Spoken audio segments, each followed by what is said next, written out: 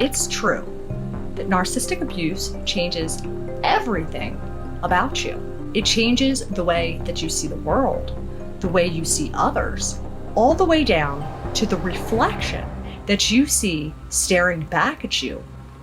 It legit is almost as if your life has become some sort of Walt Disney classics, but in a horror movie, nightmarish fairy tale from the crypt rendition. Instead of being visited by some fairy godmother, you get the Grim Reaper. And with the flick of a wrist and a bippity-boppity-boo, they have successfully reversed Cinderella'd you, so that this evil demonic beast who conned you into believing that they were some beautiful person can carry on pretending that they are the most fairest one in all of Fantasyland. But what truly makes this hard to be able to walk away or escape this living nightmare, even after you no longer like the person that truly lies beneath their beautiful human getup, you still have these memories and feelings from the beginning that they intentionally painted in your mind in order to lure you in, and constantly ruminating on all the unanswered questions, what ifs and if onlys, or feeling too guilty about walking out on someone that you genuinely care about and love and is preventing you from leaving, even if this person is treating you like the scum of the earth. But you see, here is the thing that thoroughly sucks, and I mean thoroughly, down to the core, and is as hard to hear as it is to accept. The reality of it is that, one, loving them is never going to be enough. They do not value you in the same way or view relationships in the same manner. There is nothing that you can do to change that or get them to see your perspective on it. Your love will always be unrequited, and your efforts and attempting to fix them or the relationship will never be reciprocated. Never. Two, despite how much you are convinced and truly believe that you love them, it is not them that you love. That person never exists. It was merely a mirage that they needed you to see in order to keep you around, so that they could take advantage and use you to get their wants, needs, and desires fulfilled, and wouldn't require them to have to hog tie, chain you to their basement floor, or perform a lobotomy on you to keep you from jumping out the window and quietly tiptoeing through the tulips in the middle of the night, and then taking off like a jackrabbit the second you reach the woods, so that you could get as far away from these evil fuckers as possible, because they know that there is no way that you, or anyone else for that matter, would have willingly and freely offered up yourself, or even as much as given them the time of day, had you known in advance what kind of beast was really underneath this likable, wonderful human facade. Ain't no way. 3, nothing good is going to come from staying with one of these people. Nothing. Zero. Zilch. Nunya. Squat. It's not going to be better for the kids if you stay till they're older. It's not going to prevent them from doing the things that they threaten you to do if you leave. Keep you from losing the things that you don't think you should, or anywhere close to being justifiable that you lose them. They're still going to take things regardless. Time is not going to help things, nor is therapy. Being attached to them or having them part of your life is still going to continue slowly killing you on the inside.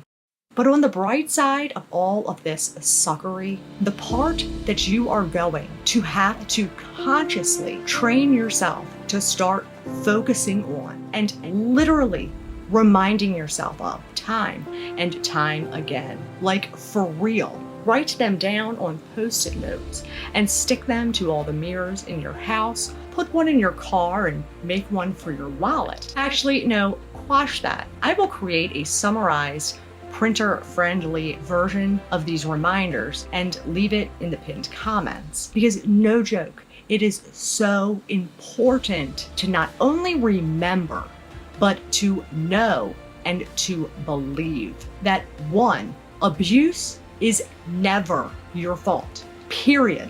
None of this was your fault. You didn't ask for it.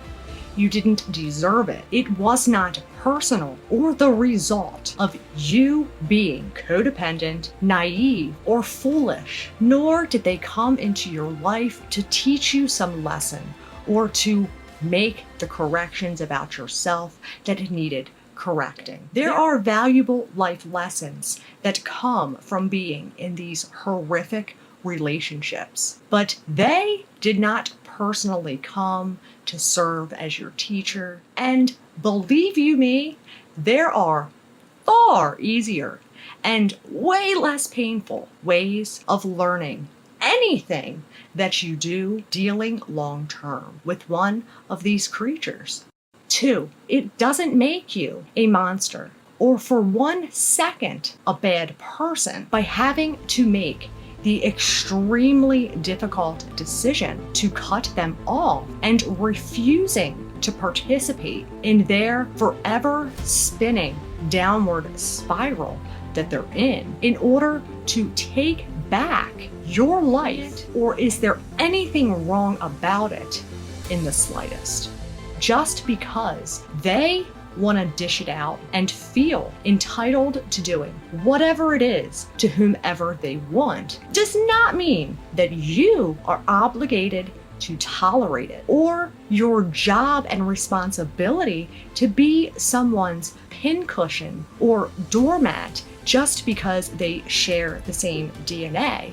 Any more than that gives someone else the right to intentionally create havoc, upset, controversy, confusion, conflict, and chaos unnecessarily to put you in such a state of disarray that would devastatingly impact all aspects of your life and rob you of your independence, your sense of safety, and the very essence of who you are. But you absolutely have the right of getting back what is yours. They never were and never will be this person that they presented themselves as. The illusion that they painted was them mirroring and mimicking your mannerisms, regurgitating back to you your interest, your likes, your hobbies, your values, and dreams. The person that seemed so familiar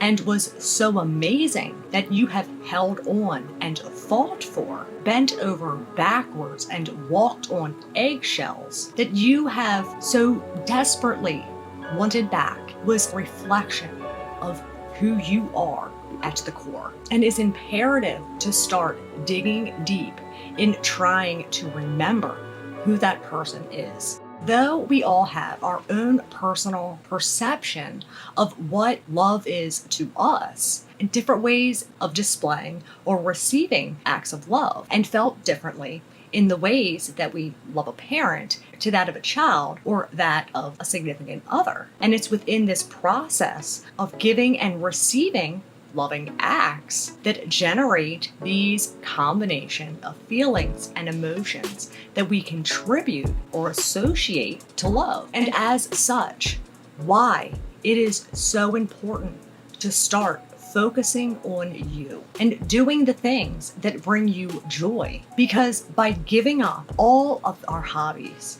interest, in efforts to appease the narcissist or avoid waking the evil beast within for the moment, by being trained, programmed, and brainwashed to conform and to base all of our decisions off or around what they're going to think, say, or react to something that we do or don't do, making us feel bad, insecure, guilty, or selfish about doing anything for ourselves or things that we enjoy, and eventually give up and sacrifice our needs, wants, desires, and by default stop loving ourselves to the point that eventually we no longer remember who we are. And why reestablishing and bringing back into your life these hobbies, interests, and people that they have isolated you from, starting to do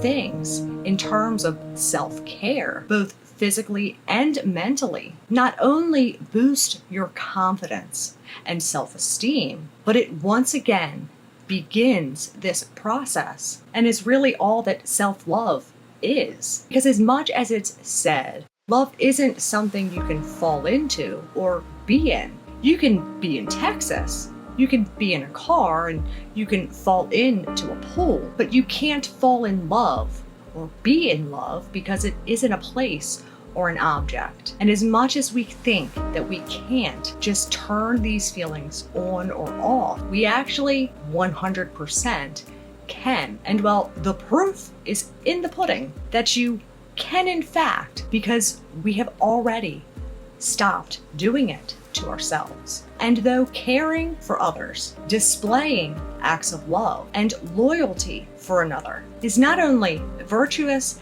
important, and vital for things like humility and humanity, but you are no good to anyone else if you first are not good to yourself. And the very reason that these cowardly punks methodically and strategically have gotten you to this point, which can be so extremely difficult to wrap your head around, how anyone could be so intentionally and deliberately hateful and cruel, all comes down to the fact that they do not think and behave like you. And it is not going to make sense trying to look at it from the same context that you would, and is only ever going to get you stuck in a clusterfuck of thoughts every single time. And furthermore is why the only way to truly deal with a narcissist is to simply don't, because it is almost impossible to not do.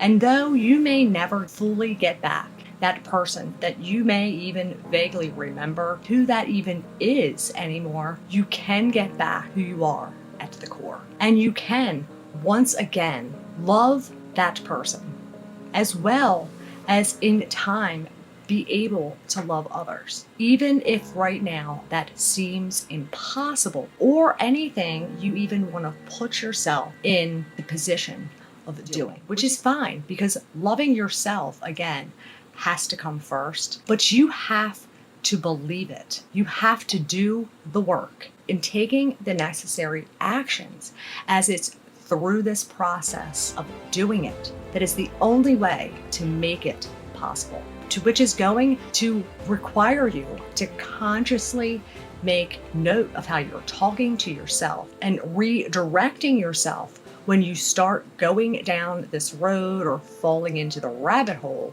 of buying in to their limited beliefs that are nothing more than bullshit of the projections of their own unholy war, and truly are nothing personal or about you. They have no morals, total disrespect and disregard for others and their lives, changing your world as you once knew it just so that they don't have to change a thing about themselves or own up or take any kind of accountability for the things that they feel so delusionally self-righteous and entitled to do. Fuck them. Fuck that.